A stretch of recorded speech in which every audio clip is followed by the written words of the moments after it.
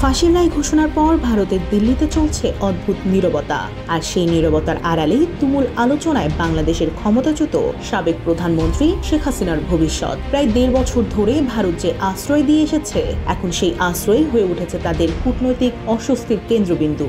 দিল্লির ক্ষমতার করিডোরে এখন একটি প্রশ্ন: ফাঁসির দণ্ডপ্রাপ্ত হাসিনাকে আর কতদিন রাখা যায়? দিল্লি কেন্দ্রিক বাংলাদেশের কূটনৈতিক একাধিক নির্ভরযোগ্য সূত্র বলছে, ভারত গোপনে খুঁজছে নিরাপদ দ্বীপ নির্বাসন। তালিকার প্রথমে ফিজি ও মরিশাস, আর দ্বিতীয় সারিতে বেলারুশ।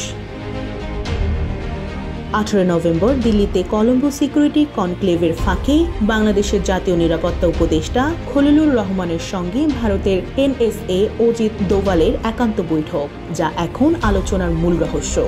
দৃঢ় বন্ধনের আস্থায় শক্তিশালী স্টিলের আরেকটি নাম ZSRM।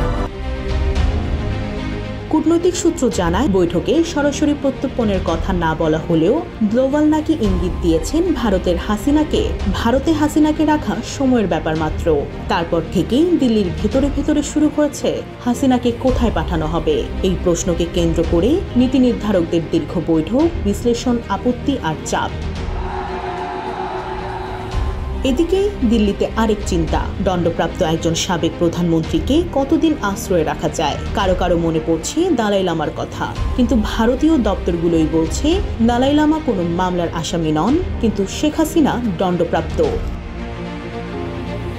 দিল্লির উচ্চ পর্যায়ে একাধিক বৈঠকে এখন শুধু একটি সমীকরণ ঘুরপাক খাচ্ছে: হাসিনাকে রাখলে রাজনৈতিক ঝুঁকি, ফেরত দিলে কূটনৈতিক চাপ। তাহলে উপায়? এই জটিল সমীকরণ থেকে উঠে এসেছে সমাধান: দূরবর্তী কোনো দ্বীপে নিরাপদ নির্বাসন। ফিজি ও মরিশাস দুই দেশই ভারতের আস্থাভাজন। বেলারুশও আলোচনায়, তবে দ্বিতীয় ধাপে। তবে এই পরিকল্পনা কার্যকর হবে বাংলাদেশের আসন্ন নির্বাচন শেষ হওয়ার পর, এর আগে নয়।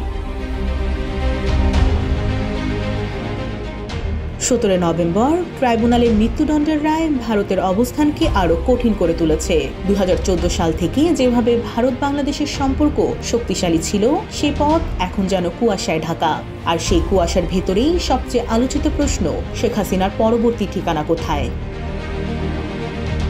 শ্রাবণী কবিরানী, জয় জয় দিন।